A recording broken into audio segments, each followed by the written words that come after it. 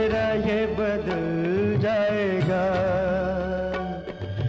मेरी आवाज ही पहचान है,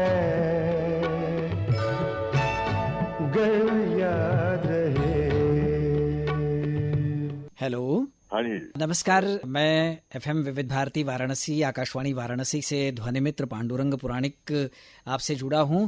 और श्रोताओं, मैं आपको बता दूं कि जैसे हमने हेलो किया तो आपको भी हेलो की आवाज़ आई होगी, और वो आवाज़ सुनते ही निश्चित रूप से आपके कान भी खड़े हुए होंगे, क्योंकि बहुत सालों तक आपने वो आवाज़ सुनी है। उस आवाज़ के जरिए बहुत सारे कार्यक्रम आप तक पहुँचे हैं, और वो कार्यक्रम इतने उच्च स्तर के होते थे, इतने ज्ञानप्रद, इतने मनोरंजक होते थे कि एक बार वो शुरू हो जाएं तो आप जब तक वो कार्यक्रम समाप्त न हो जाएं, आप रेडियो न बंद कर सकते थे, न स्टेशन बदल सकते थे।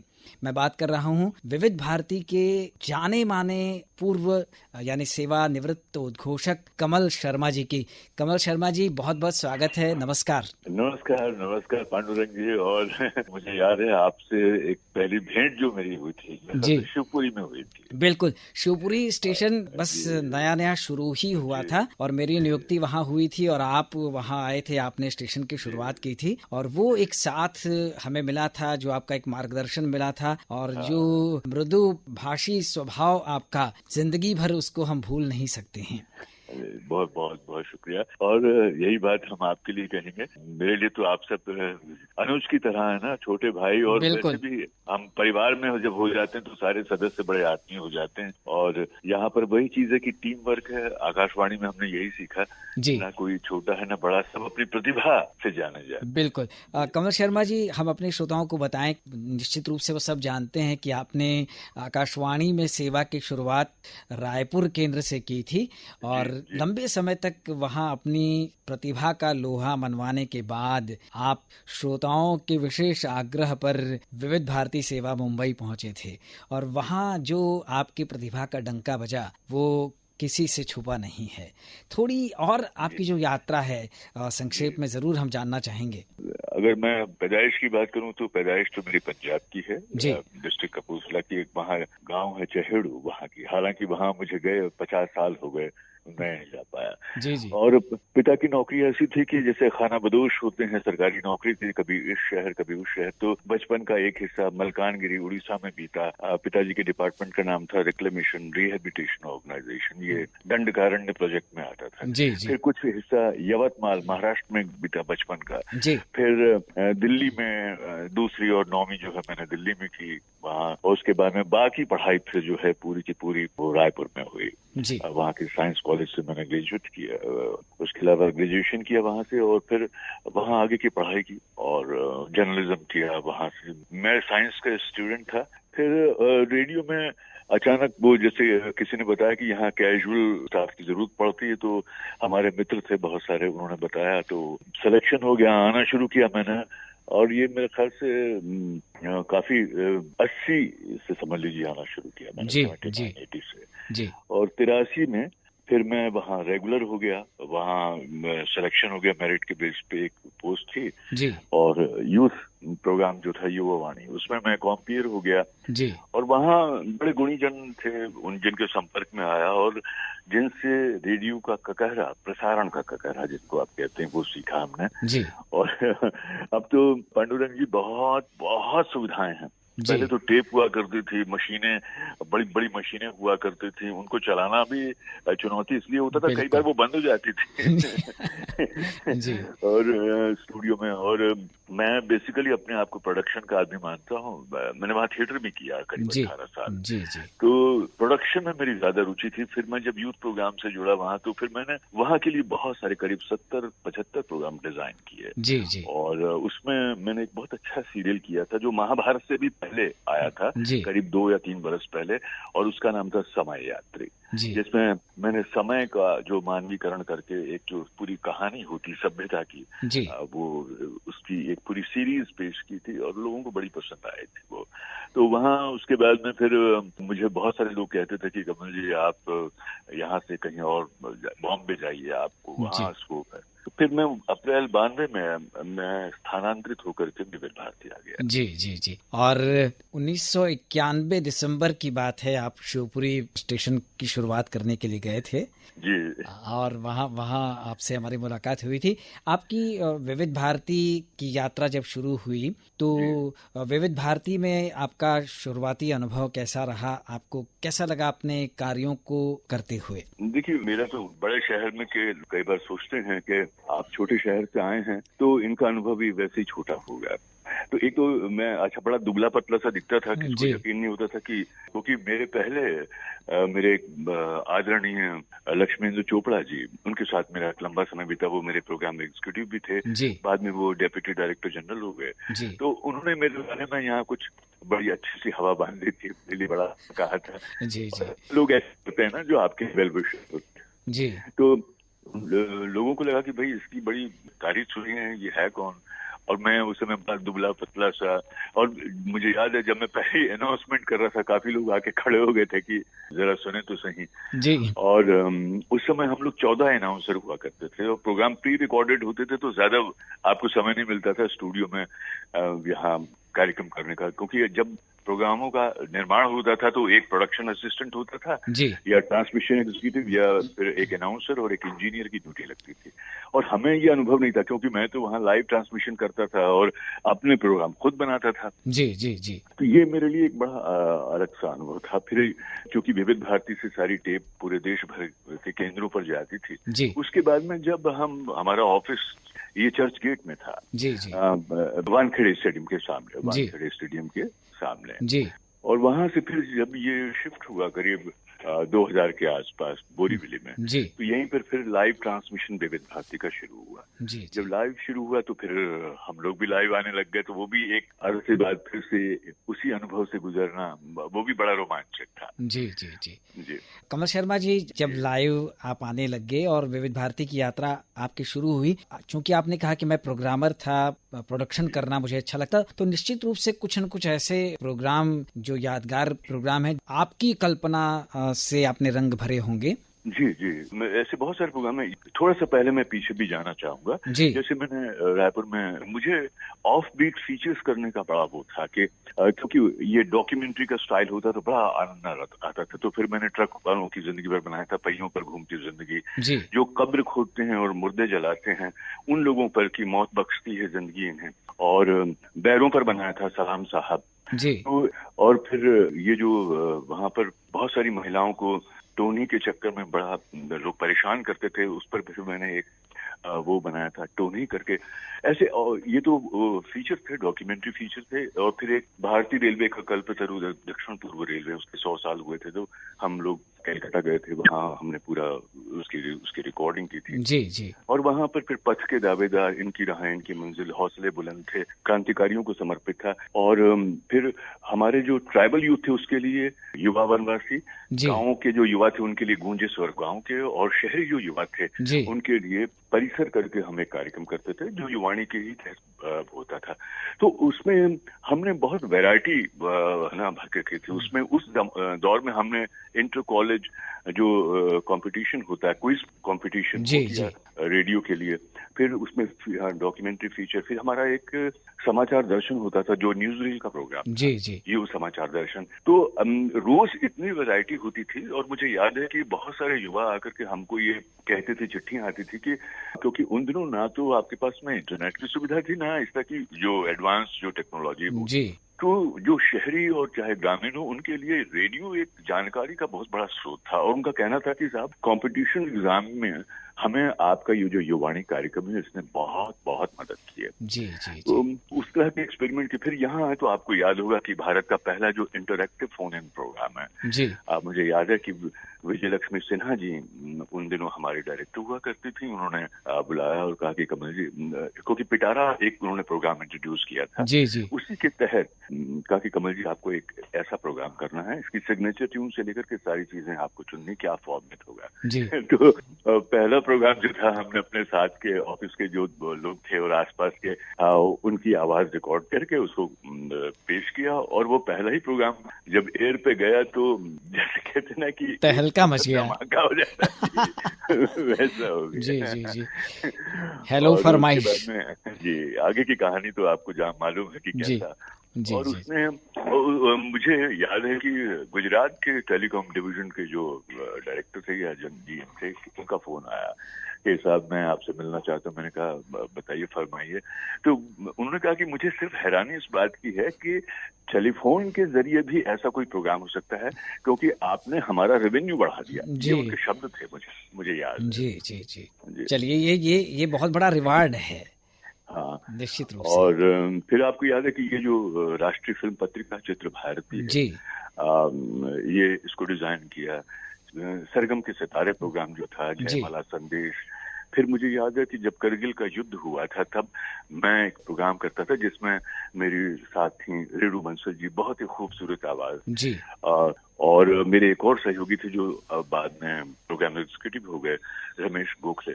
तो हम तीनों की टीम जो थी करीब 1-1 बजे तक काम करती थी, 1:30 बजे तक देश भर से रिकॉर्डिंग्स आती थी। फिर हम लाइव जो टेलीफोन पे रिकॉर्ड करते थे जी। और उन सबको फिर एडिट करके देश के फौजी जवानों की हौसला अफजाई के लिए उस प्रोग्राम को फिर बताया जाता था जी। तो वो करके मुझे लगा कि मेरी नौकरी सार्थक हो गई। जी जी जी जी। चलिए कमल भैया, बहुत अच्छा लग रहा है आपसे आपकी यात्रा का वृत्तांत सुनकर। और हम आगे बढ़ें इससे पहले, आपने श्रोताओं की पसंद के बहुत गाने बजाए हैं, लेकिन आपकी पसंद का एक गाना यहाँ पर होना चाहिए। देखिए, एक तो ये दौर ऐसा है कि बहुत सारे लोग डिप्रेशन में चले गए, जी, है ना। सबके जीवन में अवसाद आता है, लेकिन अवसाद में जाना, बहुत सारे लोग जाते हैं, उससे निकलना चाहिए जी, हमको, है ना। कैसे निकलें? तो हम अपने जीवन में नई उम्मीदें भरें, क्योंकि उम्मीद कभी खत्म नहीं होती और ना खत्म करनी चाहिए। जी जी। और एक गाना है जो बहुत आस्था जगाता है भीतर और बहुत ही खूबसूरत उसके बोल हैं। जी। फिल्म सीमा का गीत है, तू प्यार का सागर है, तेरी एक बूंद के प्यासे हम। क्या बात है, तो सुनते हैं ये गीत। जी।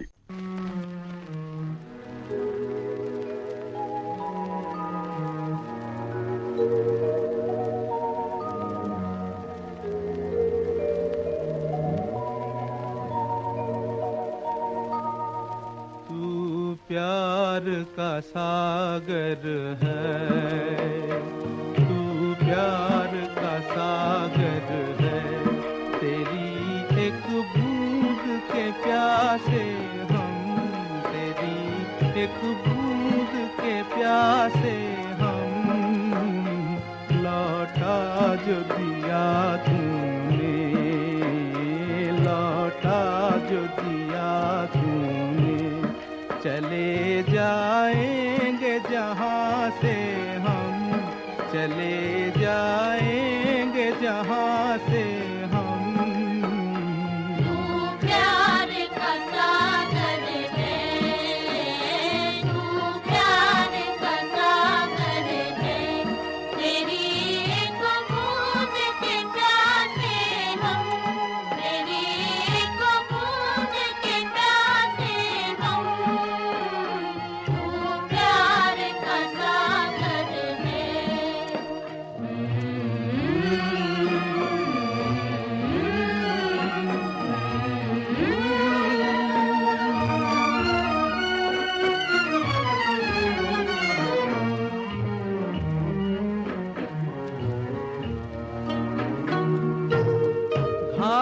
मन का पागल पंछी उड़ने को बेकरार,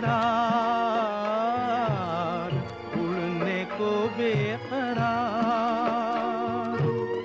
पंख है कोमल, आँख है धुंधली, जाना है सागर पार, जाना है सागर पार। अब तू ही से समझा, अब तू ही से समझा। राह भूले थे कहाँ से हम, राह भूले थे कहाँ से हम।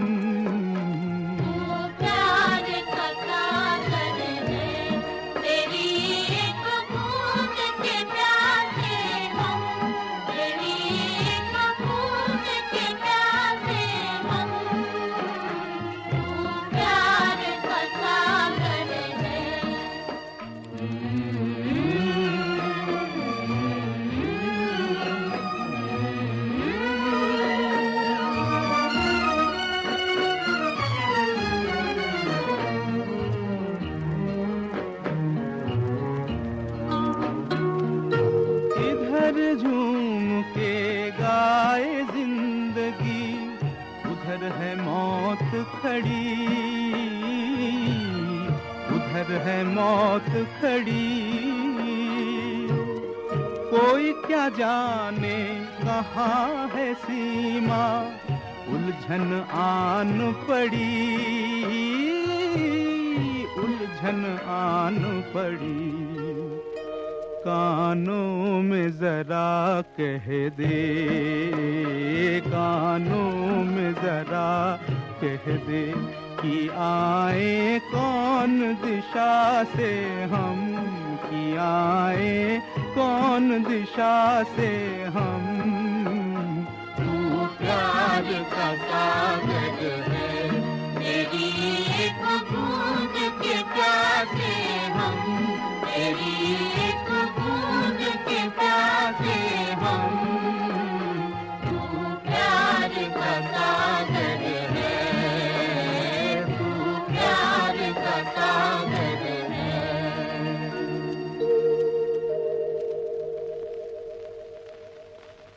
कमल शर्मा जी, बहुत ही प्यारा सा गीत आपने हमारे श्रोताओं को सुनवाया अपनी पसंद का।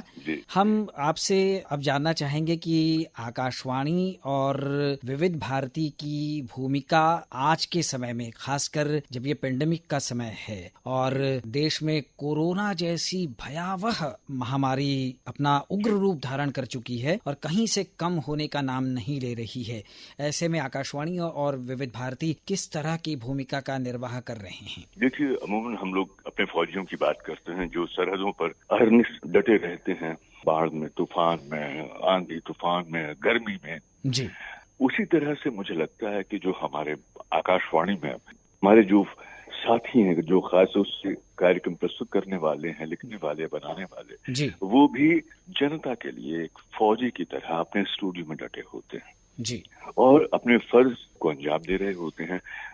आपको तो मालूम है, ऐसे कई मौके आए, आपकी जिंदगी में भी आए होंगे कि जब हमने स्टूडियो में अकेले होली का त्योहार, दिवाली का त्योहार मनाया, जब पूरे लोग जो हैं, पूरे शहर में उत्सव हो रहा है, हम स्टूडियो में अकेले अपने सुनने वालों के लिए प्रोग्राम पेश कर रहे होते हैं जी। तो हम सब के लिए, जितने भी रेडियो के प्रसारक हैं, उनके लिए हमेशा अपना फर्ज बहुत ही महत्वपूर्ण रहा। और खासतौर से जब जब आज जैसे ये एक प्राकृतिक आपदा की चुनौती हमारे सामने, ऐसी और भी चुनौतियां जब जब आई हैं, तो हम लोगों ने एक जो रेडियो प्रसारक के रूप में जनता तक सही सूचना पहुंचाने के लिए, जनता को जागरूक करने के लिए, सजग रखने के लिए हमेशा माइक्रोफोन पर आकर के अपनी भूमिका को निभाया और पूरी शिद्दत से निभाया। तो मुझे लगता है कि इस वक्त पूरे देश में, जब क्योंकि खासतौर से शहरी जो लोग हैं उन तक जानकारी पहुंच जाती है, मीडिया आज की तारीख में ज्यादा उसके दरवाजे हैं, आपके पास ज्यादा ऑप्शंस हैं, लेकिन दूरस्थ जो लोग हैं उन तक रेडियो आज भी एक बहुत ही विश्वसनीय माध्यम है। और आकाशवाणी इस देश की सबसे गौरवशाली, सबसे पुरानी, विश्वसनीय संस्था है, जिसके एक एक शब्द पर लोग आज भी विश्वास करते हैं। और इसमें कोई संदेह नहीं कि इस देश में जन जागरण की एक बहुत बड़ी क्रांतिकारी भूमिका आकाशवाणी ने निभाई है। और ये तो मातृ संस्था है। आज तो बहुत सारे FM चैनल्स आ गए हैं, प्राइवेट चैनल्स आ गए हैं। तो किसी ने मुझसे पूछा भी था कि क्या कहेंगे, इनसे कोई प्रतियोगिता है क्या? तो मैंने कहा कि आकाशवाणी तो मातृ संस्था है, माँ की अपने बच्चों से क्या कॉम्पिटिशन होगी। सही बात है कि नहीं? जी। तो हमारे वो सारे साथी जो इस वक्त, मैं आपको भी इसमें गिनता हूँ, मैं उनको सलाम करता हूं, उनका अभिनंदन करता हूं और उनको शुभकामनाएं देता हूं कि ऐसे चुनौतीपूर्ण समय में वो अपनी सारी घर की जिम्मेदारियां उन सबको एक तरफ रख करके जनता के प्रति जो अपनी जिम्मेदारी है उसको निभाने के लिए एक सिपाही की तरह डटे हुए हैं, क्योंकि खतरा तो सब तरफ है।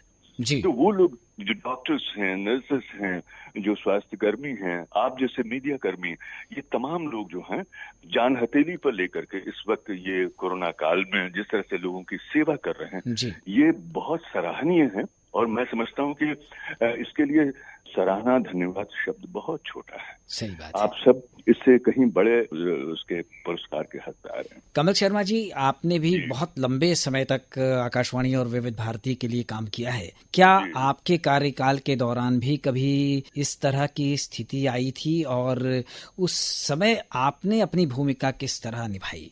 देखिए, मैं तो 92 में आया, लेकिन 1993 में आपको याद है कि मुंबई बहुत डिस्टर्ब हो गया था। जी। और हम लोग की जिस बिल्डिंग में हम लोग का ऑफिस था, हालांकि उस समय लाइव ट्रांसमिशन तो नहीं होता था, लेकिन आसपास धुआं निकल रहा था, धमाके सुने जा रहे थे, 2-3 धमाके भी हुए थे।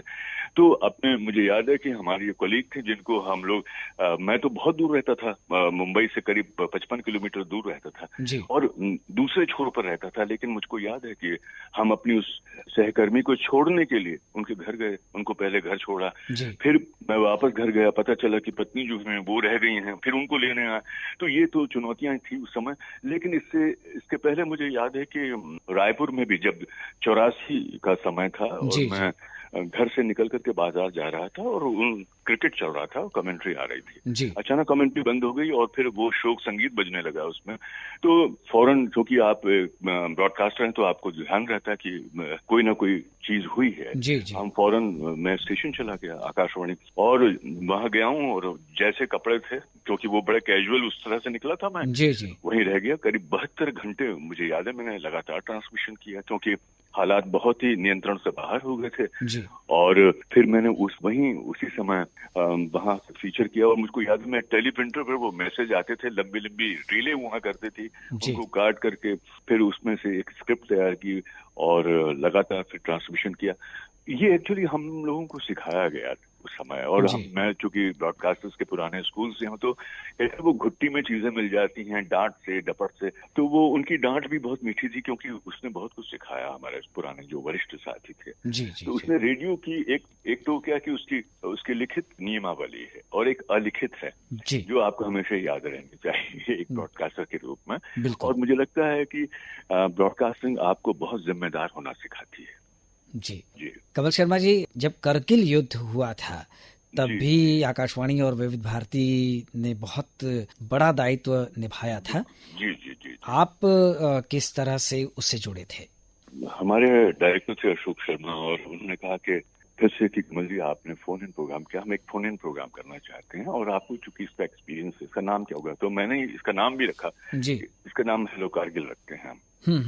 और इसमें मुझे याद है कि मैंने कैप्टन कालिया की मदद से भी बात की और उसमें लेफ्टिनेंट जनरल, उसमें ब्रिगेडियर्स, उसमें कर्नल्स, उसमें फौज के आम जो जवान थे वो, उनके परिवार वाले, एक तो वो उनसे बात होती थी। दूसरी बात फिर बाद में ये हुआ कि हमारे देश के विभिन्न केंद्रों से कंट्रीब्यूशन आने लगा रिकॉर्डिंग्स का। तो इनको सुनना, उनको फिर बाकायदा लगाना, और आप तो जानते 1 घंटे का कार्यक्रम। तो हम ये सोचते थे कि उसमें गाने एक तो हम ऐसे बजाएं जो हमारे फौजियों का उत्साहवर्धन करें, कभी कोई नेगेटिव गीत ना हो, उस तरह की कोई उसका भाव ना हो। और उसका प्रतिसाद ये था कि जो चिट्ठियां आती थी, मुझे याद है कि इंग्लैंड पर बंकर की तस्वीर है, उसमें रेत के बोरे रखे हुए हैं और संगीन रखी हुई है, और हमारे फौजियों ने वो चित्र अपने पेंसिल से बना करके वो हमको भेजे हुए हैं। और मुझे याद है कि जयपुर से मेरे पास में फोन कॉल आई थी और मैंने बोला कि बताइए। बोले नहीं सर, सिर्फ आपसे बात करनी है, आपसे बात कर लेंगे तो हमें लगेगा कि हमने एक और जीत लिया। अरे मैंने कहा ऐसी कैसे क्या? बोले नहीं सर, हम आपके बहुत बड़े फैन हैं। तो मैंने कहा कि बताइए अपने बारे में। कहते कि नहीं साहब, मेरे को हाथ में 2 गोलियां लगी हैं। एक ने बताया कि मेरा हाथ कट गया, दूसरे ने कहा कि मेरा पाँव कट गया। तो और उसके बावजूद मुझे बहुत शर्मिंदगी महसूस हो रही कि मैं एसी स्टूडियो में बैठा हूँ, क्योंकि एसी स्टूडियो में बैठ करके देशभक्ति की बातें करना बहुत आसान होता है। सही बात है। और वहां पर सरहद पर जाकर के असली लड़ाई में आपको जहां पर जान हथेली पर रख करके लड़ना होता है, सामने मौत खड़ी होती है, वहां कुछ नहीं सूझता। लेकिन उन जवानों का जो हौसला था वो देख करके मैं हैरान था। वो कहते अब बस आपसे बात होगी कमल जी, अब आप एक बार कह दीजिए, हम तो दोबारा फिर चले जाएंगे। मैंने जब उनसे पूछा कि इसके बाद, बोले इसके बाद क्या, फिर से वापस आएंगे, लड़ेंगे, बस आप एक बार बोल दीजिए।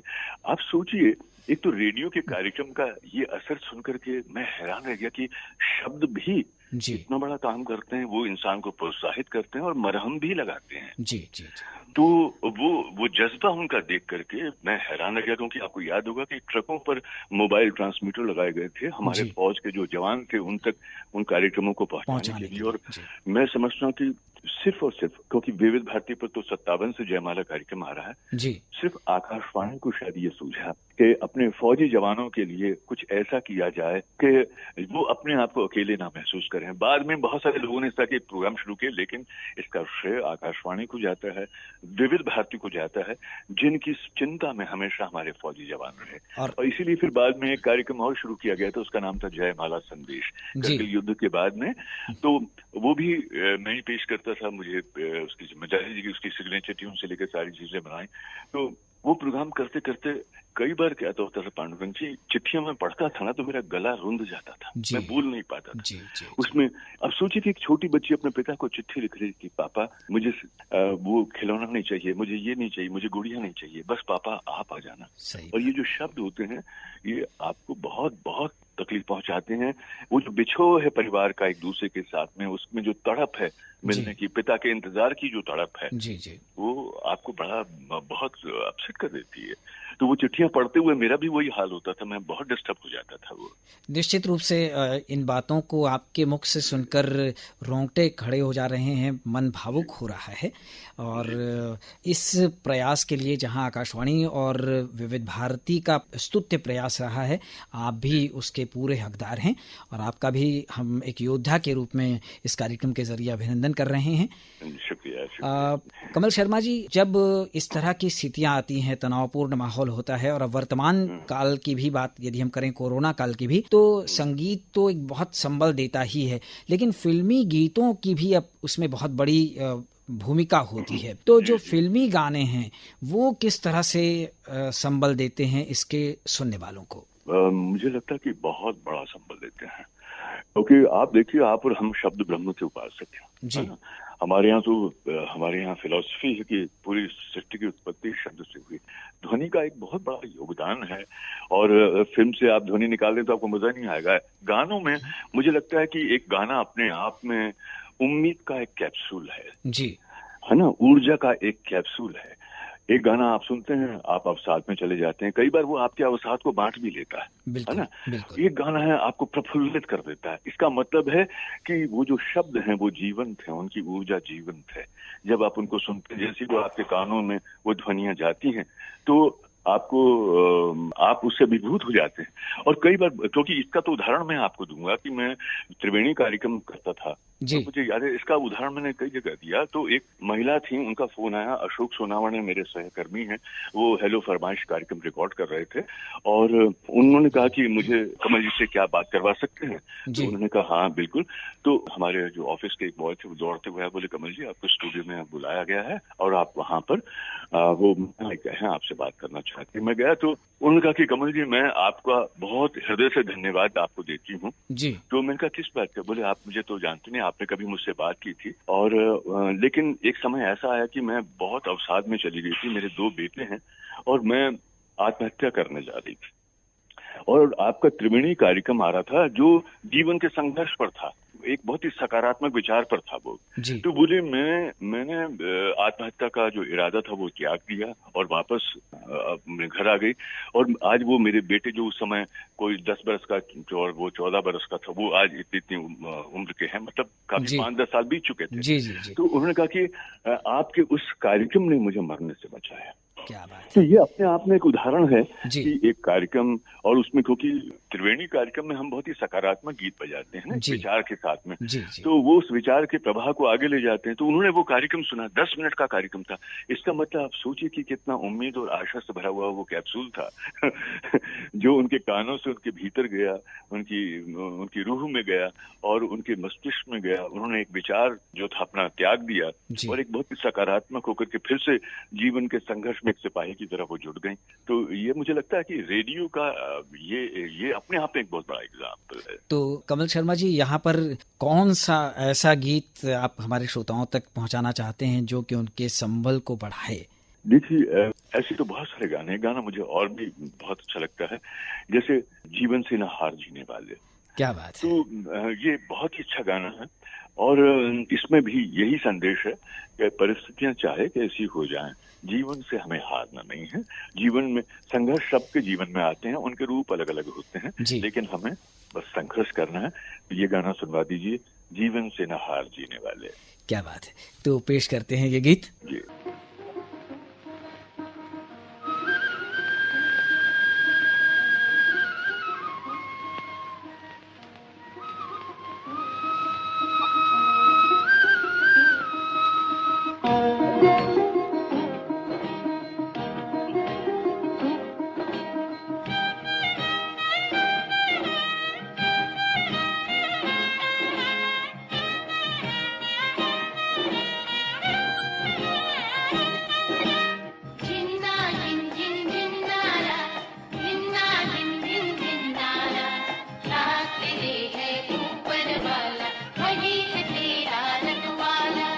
जीवन से ना हारो जीने वाले,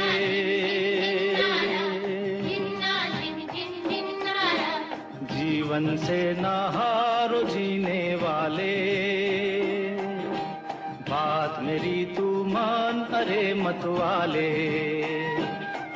हर गम को तू अपना कर, दिल का दर्द छुपा कर बढ़ता चल, तू लहरा कर दुनिया के सुख दुख को बिसरा कर, जीवन से ना हारो जीने वाले, बात मेरी तू मान रे मत वाले।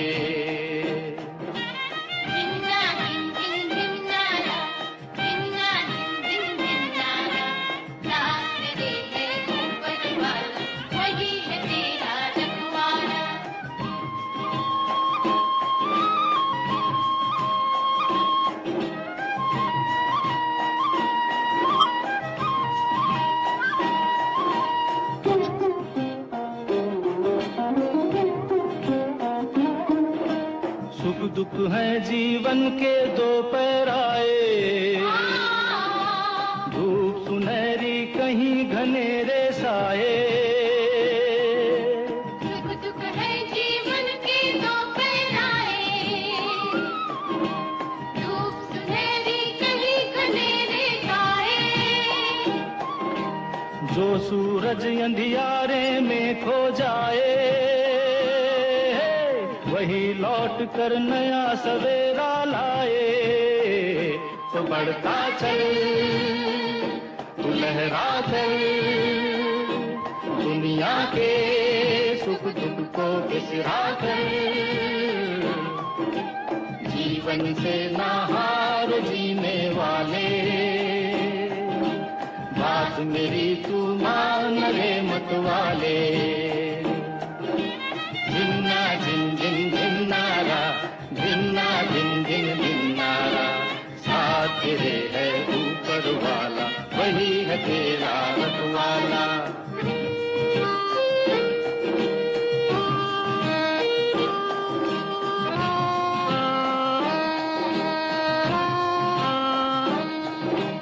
बहती नदियाँ तुझको याद दिलाए,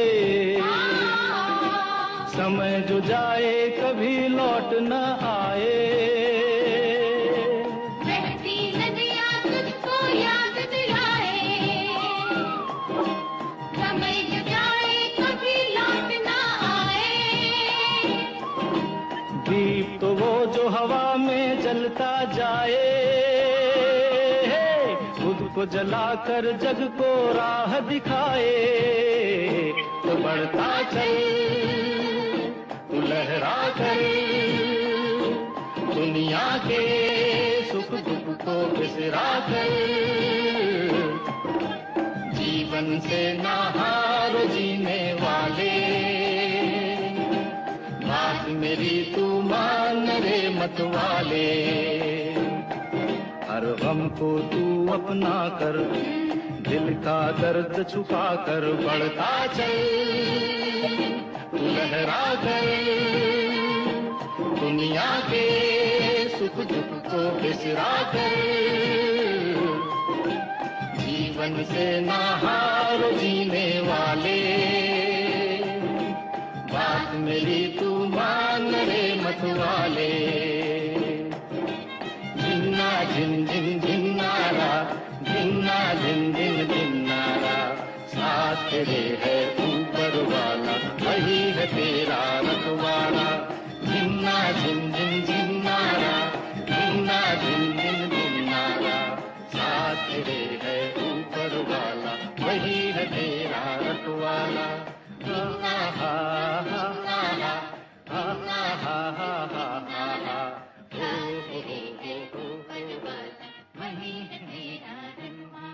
कमल शर्मा जी, एक प्रश्न मन में और आ रहा है। आपने कहा कि रायपुर में आपने कंपेयर के रूप में शुरुआत की थी। आकाशवाणी में कंपेयर के अलावा जो प्रोग्राम प्रस्तुत करते हैं माइक पर, उनको अनाउंसर कहा जाता है, और जो प्राइवेट एफएम हैं उनमें आरजे, रेडियो जॉकी के नाम से उनको जाना जाता है। तो ये अनाउंसर और आरजे में क्या फर्क आप? देखिए, मैं तो ना माफी चाहूंगा, लेकिन वो लोग जो प्राइवेट एफएम में काम, किसी के प्रति मेरे मन में वो नहीं है, सबके प्रति सम्मान का भाव है। लेकिन इस शब्द से मुझे चिढ़ है जी, ये जो जिसको आरजे, रेडियो जॉकी बोलते हैं, है ना। आपका माइक्रोफोन कोई घोड़ा नहीं है जिसकी पीठ पर आप सवार हैं। जी जी, है कि नहीं। और दूसरी बात है कि ये माइक्रोफोन अगर वो सड़क है जिसके जरिए आप लोगों तक पहुंच रहे हैं, तो आपको इस पर बहुत ध्यान से चलना होता है जी, बेलगाम नहीं चलना होता, अनाप शनाप, है ना, जो जिसको कहते हैं ना कि एक प्रलाप चल रहा है, वैसा नहीं। आकाशवाणी आपको शब्दों का अनुशासन, बोलने का अनुशासन, बोलने की कला भी सिखाती है। आपको कितना बोलना है, आपको है ना अनावश्यक, बहुत अतिरेक में नहीं बोलना है, और आपको बहुत जिम्मेदारी से बोलना है। करोड़ों लोग आपको सुन रहे हैं, आपके शब्दों से वो राय बनाते हैं। किसी की भावना आहत नहीं होनी चाहिए। तो एक तो देश के संविधान का आपको सम्मान करना है, और उसमें बहुत सारी चीजें जो लिखित हैं। हमारा देश जो है वो एक बहुरंगी संस्कृति का देश है। यहाँ पर सब तरह के लोग रहते हैं, सब संप्रदायों के, धर्म को मानने वाले लोग रहते हैं। किसी की भी भावना आहत ना हो, क्योंकि सब भारत के नागरिक हैं। तो आपको इस तरह से प्रोग्राम पेश करना है कि एक उसमें जिम्मेदारी का पूरा भाव रहे, आप जिसमें देश की आत्मा बोले, है कि नहीं। तो ये जो बातचीत है, ये ज्यादा उसमें आपको महत्वपूर्ण है, उसका ध्यान रखना आपको, आपके लिए बहुत जरूरी है जी। तो वो उसमें पांडुरंग जी, प्राइवेट एफएम में बहुत सारे लोग जो हैं सिर्फ बोलने का काम करते हैं, जी जी, वॉइस आर्टिस्ट कहलाते हैं जी। लेकिन और वहाँ पर प्रोमोस कोई और बनाता है, प्रोड्यूस कोई और करता है, प्रोग्राम का कोई डिजाइन कोई करता है जी। आकाशवाणी में शायद एक उद्घोषक को सब कुछ, सबकी भूमिका निभानी पड़ती है। बिल्कुल। तो वो स्क्रिप्ट लिखता है और वो कार्यक्रमों को बनाता है, एडिट करता है, उनको मिक्स करता है, उनको प्रोड्यूस करता है। तो मुझे लगता है कि वो बहुआयामी भूमिका निभाता है जी, वॉइसिंग करता है। और अफसोस की बात ये है पांडुरंग जी कि इतना सब करने के बाद में भी उसको वो क्रेडिट नहीं मिलता जो मिलना चाहिए।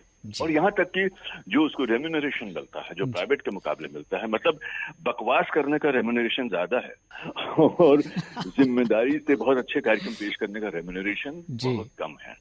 तो वो जो है उसको एक जो उसकी, क्योंकि उसकी एक सामाजिक हैसियत भी है, वो अपने उस स्टेटस को भी नहीं मेंटेन कर पाता। आप उसको, मेरा ही तो मानना है कि उसको एक सम्मानजनक वो दीजिए, क्योंकि वो जैक ऑफ ऑल होता है। ठीक है, वो मास्टर ऑफ नन सही, लेकिन वो जैक ऑफ ऑल होता है। और आपको तो, आप सोचिए ना कि आप साइंस के विद्यार्थी नहीं, आप आर्ट्स से हैं, लेकिन आप विज्ञान पर आप फीचर बना रहे हैं। आपके पास संस्कृत आपकी भाषा नहीं, या फ्रेंच आपकी भाषा नहीं है, लेकिन आप फ्रेंच कल्चर पर आपको फीचर बनाना, आपको शोध करना पड़ता है ना, आपको सबकी जानकारी रखनी पड़ती है। ये जो मेहनत है, इसके बदले में आपको क्या मिलता है? कुछ नहीं। और कई बार तो ये होता है कि सारा कार्यक्रम आपने किया, मतलब आपने आटा गूंदा, आपने रोटी बनाई, परोस दी, खिला भी दी, उसके बाद में कहते हैं साहब क्या, तो बोले ये सारा काम मैंने किया था। तीसरा आदमी आकर के क्रेडिट ले लेना चाहता है ना।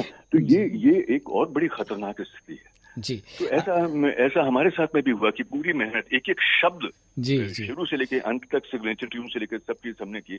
उन्होंने कहा कि साहब इसमें मेरा नाम डालिए, तब बड़ी कोफ्त होती है और इसका कोई लिखित रिकॉर्ड लोगों के पास में नहीं होता है। जी। कमल शर्मा जी, निश्चित रूप से ये एक पीड़ा है और ईश्वर करे ये पीड़ा आगे किसी को न झेलनी पड़े।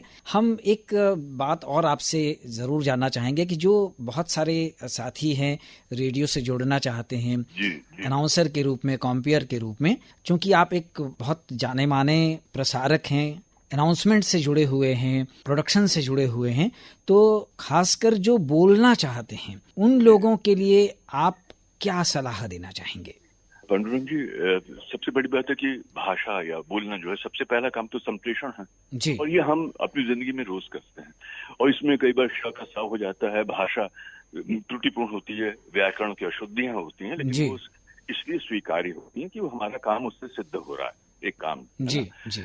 लेकिन जब किसी चीज का आप एक पेशेवराना अंदाज में आप इस्तेमाल करते हैं, एक प्रोफेशनल वे में उसको यूज करते हैं, तो आपको उसमें दक्ष होना पड़ता है ना। तब आपको उसको साधना पड़ता है। रेडियो में हो, डॉक्यूमेंट्रीज के लिए हो, विज्ञापन की दुनिया में या टेलीविजन पर आप कुछ कर रहे हैं, आपको उस भाषा को साधना पड़ेगा, क्योंकि आपका बोलना बहुत सारे लोगों के लिए एक मानक हो जाता है जी, है ना। अखबार में ही यदि भाषा गलत हो जाएगी तो लोगों की भाषा गलत होने लग जाएगी, क्योंकि मैंने बताया ना कि रेडियो को सुन करके लोग राय भी बनाते हैं, बिल्कुल, है ना, सीखते भी हैं जी। तो अगर सिखाने वाला ही गलत होगा तो इसलिए सबसे पहले तो अपने आप को साधना, तो लोगों को ये पहले सोचना पड़ेगा कि वो जिस तरह की भाषा इस्तेमाल करते हैं वो रेडियो में अगर आना चाहते हैं तो उसे बोलने की कला मानना पड़ेगा, उसको साधना होगा, उसकी साधना करनी पड़ेगी, ऐसे नहीं।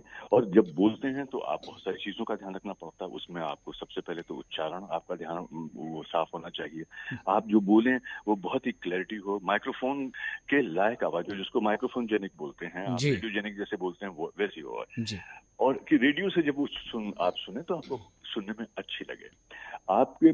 और उसके अलावा उसमें हमारी और भी बहुत सारी चीजें देखते हैं, पिच देखते हैं, प्रोजेक्शन देखते हैं कि आपने जो मूड होता है उसको आपको आता कि नहीं आता पकड़ना, क्योंकि जब आप बोलते हैं तो जो सपाट जानकारी होती है उसमें आपको कहीं उतार चढ़ाव की ज्यादा जरूरत नहीं पड़ती, लेकिन जैसे आप ड्रामा करते हैं, आप फीचर करते हैं, आप कहानी पढ़ते हैं, तो आप अपनी आवाज में ज्यादा उतार चढ़ाव लाने पड़ते हैं, एक्सप्रेशन लाने पड़ते हैं, है कि नहीं। देखिए रेडियो ब्लाइंड माध्यम है जी, इसको कहते हैं ये इट्स ब्लाइंड मीडियम। तो ऐसे में आप बाहर बारिश हो रही है, बारिश का जो गीलापन है, फूलों की खुशबू है, माटी का सोंधापन है ना, ठंडक है, उसका एहसास मैं कैसे कराऊंगा? म्यूजिक से और अपनी आवाज से कराऊंगा, बिल्कुल, है ना। मैं उसमें तो रंग भी नहीं दिखाई देते, तो मैं रंगों से तो बताऊंगा, लेकिन वो एहसास मैं तभी करा पाऊंगा जब मैं खुद उसका एहसास करूंगा। बिल्कुल। तो इसके लिए साधना करनी पड़ती है, और जिनके पास में भी अच्छी आवाज है उनको जरूर आना चाहिए, क्योंकि आज बहुत सारे प्लेटफॉर्म्स आ गए जहां पर वो अपनी आवाज का इस्तेमाल कर सकते हैं और अपनी आवाज से लोगों को लुभा सकते हैं जी, और इसका पैसे भी मिलेंगे, मतलब काम भी होगा और दाम भी मिलेंगे। क्या बात है जी। कमल शर्मा जी, चलते चलते आपसे जरूर ये चाहेंगे कि कोरोना महामारी के दौरान तनाव बहुत बढ़ा है, बहुत सारे मनोवैज्ञानिक, मनोचिकित्सक ये कह रहे हैं कि डिप्रेशन बहुत सारे लोगों को घेर रहा है, और उसका परिणाम हम रोज पढ़ रहे हैं, सुन रहे हैं, देख रहे हैं, चाहे वो गरीब से गरीब व्यक्ति हो, बहुत पढ़ा लिखा हो, बहुत संपन्न हो, बहुत नेम फेम वाला व्यक्ति हो, सब कहीं न कहीं ऐसा कदम उठा ले रहे हैं जो आत्मघाती साबित हो रहा है। ऐसे लोगों के लिए ऐसे जो कदम हैं वो कदम लोग ना उठाएं, उनको क्या आप कहना चाहेंगे? कि ये ना एक क्षण होता है, उस एक क्षण में आदमी निर्णय करता है, उस क्षण को से यदि वो पार हो जाए तो फिर स्थितियां ऐसी नहीं होती। और मेरा मानना है कि परिवार के लोगों को, अगर उनके बीच में, दोस्तों को ऐसा लगता है उनके बीच में कोई ऐसा व्यक्ति है जो डिप्रेशन का शिकार है, उसको एक तो अकेले ना छोड़े, उसके साथ बात करें, उसके साथ शेयर करें चीजें। देखिए क्या हो रहा है कि स्मार्टफोन में, टेलीविजन, इन सब ने हमारी दुनिया को ना बहुत अकेला कर दिया है। जी जी हम बहुत अब बस सबके सब अपने कमरे में तो हैं, लेकिन सबके सब अपने स्मार्टफोन में बिजी हैं। हमारा जो संवाद का सेतु था वो टूट गया। जी तो एक तो वो बहुत जरूरी है। वो मशीन से कभी आपका संवाद हो ही नहीं सकता, है जी कि नहीं? जी संवाद तो मित्रों से ही होगा ना, अपने परिवार के लोगों से होगा। तो एक तो संवाद स्थापित करने की कोशिश करिए, बार बार बात करने की कोशिश कीजिए। उससे एक तो आप ध्यान आदमी का बदलता है ना। जी फिर भाई कमरे से उसको बाहर निकालिए, कमरे के बाहर अगर बालकनी में भी आ जाए, जी कम से कम वो भी एक बदलाव होगा।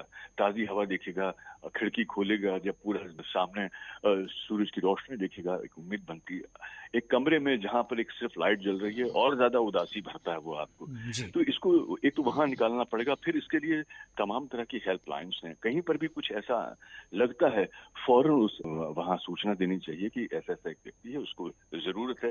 क्योंकि इसके अवसाद के बहुत सारे कारण हैं। किसी के जीवन की ना निजी व्यवस्थाएं होती हैं, जी लेकिन बहुत सारे लोगों के साथ में ये है कि उनका काम छूट गया है, उनके पास काम नहीं है, जी पैसा नहीं है, जी उनको एक बड़ी जिम्मेदारी निभानी, अपना पेट नहीं भर पा रहे, परिवार का पेट कैसे भरेंगे? जी उसके तनाव से वो गुजर रहे हैं। उसने असुरक्षा का भाव पैदा कर दिया। तो ये अवसाद उस आर्थिक असुरक्षा से भी पैदा हुआ है। तो उसके लिए मुझे एक गाना याद आता है, जी बातों बातों में, फिल्म का बातों बातों में यही याद आता जी है। जी जी कहाँ तक ये मन को अंधेरे चलेंगे, उदासी भरे दिन कभी तो टलेंगे। क्या बात है। तो कभी सुख कभी दुख, यही जिंदगी है। तो जिंदगी ऐसी है, उसकी पहेलियों पर बहुत कुछ लिखा गया है। लेकिन जिंदगी अगर वो अवसाद है तो खुशी भी है, वही है, रोशनी है, अंधेरा है तो रोशनी भी है। जी तो हमको उसकी सिर्फ उसके उजले पक्ष पर के बारे में सोचना चाहिए और उस अंधेरे से निकलने की कोशिश करनी चाहिए। और जो उस अंधेरे की तरफ आकर्षित हो रहे हैं उनको भी निकालने की कोशिश करनी चाहिए। ये हमारा एक व्यक्तिगत दायित्व है, हमारा सामाजिक दायित्व बिल्कुल है ना। जी तो हम, क्योंकि कल को हम भी इसका शिकार हो सकते हैं, तब हमें भी बाहर से मदद की उम्मीद होती है। तो हम उम्मीद के ये जो धागे हैं इनको जी जोड़ें, तोड़े जी नहीं। जी तो ये आप गाना सुनवा दीजिए। बहुत बहुत ही प्यारा सा गीत है और निश्चित जी। रूप से लोगों को बहुत संबल देगा, प्रेरित करेगा जीने के लिए।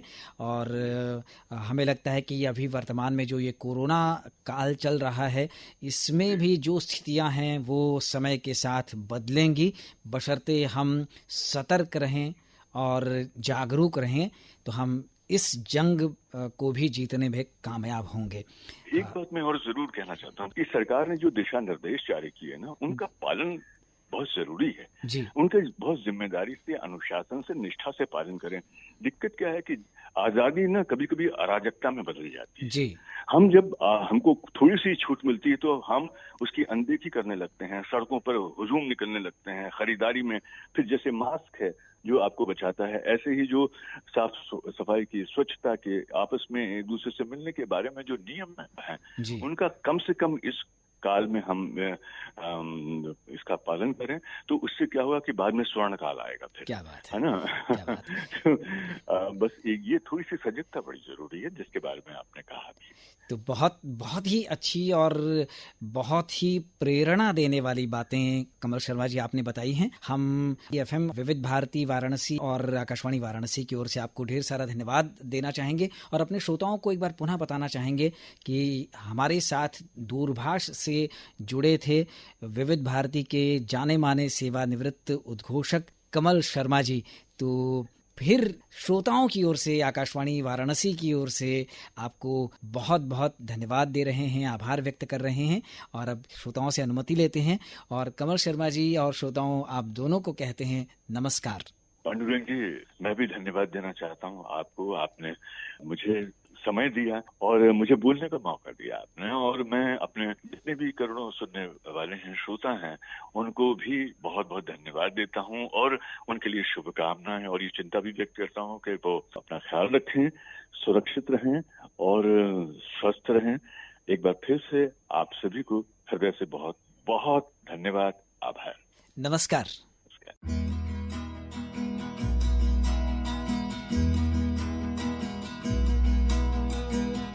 कहाँ तक ये मन को अंधेरे चलेंगे, उदासी भरे दिन कभी तो ढलेंगे।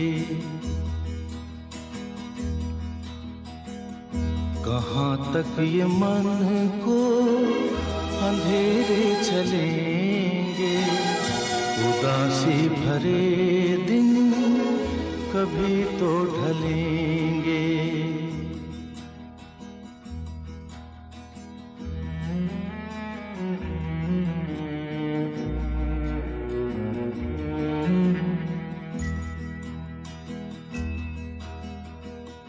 कभी सुख कभी दुख यही जिंदगी है। ये पतझड़ का मौसम घड़ी दो घड़ी है। ये पतझड़ का मौसम घड़ी दो घड़ी है। नए फूल कल फिर डगर में खिलेंगे, उदासी भरे दिन कभी तो ढलेंगे।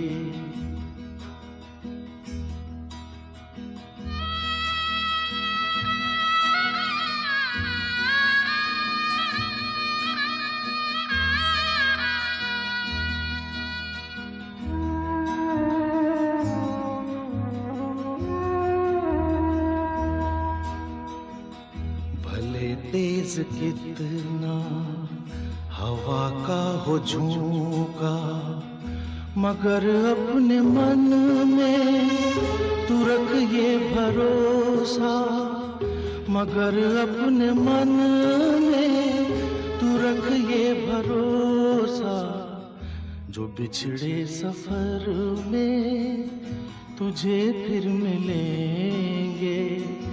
उदासी भरे दिन कभी तो ढलेंगे।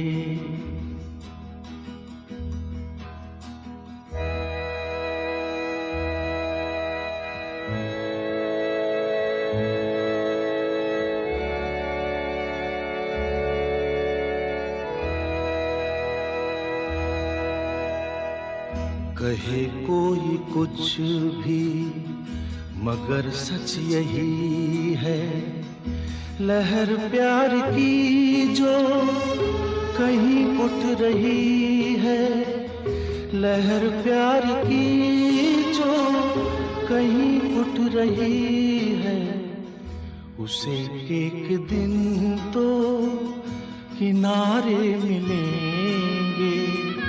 उदासी भरे दिन कभी तो ढलेंगे।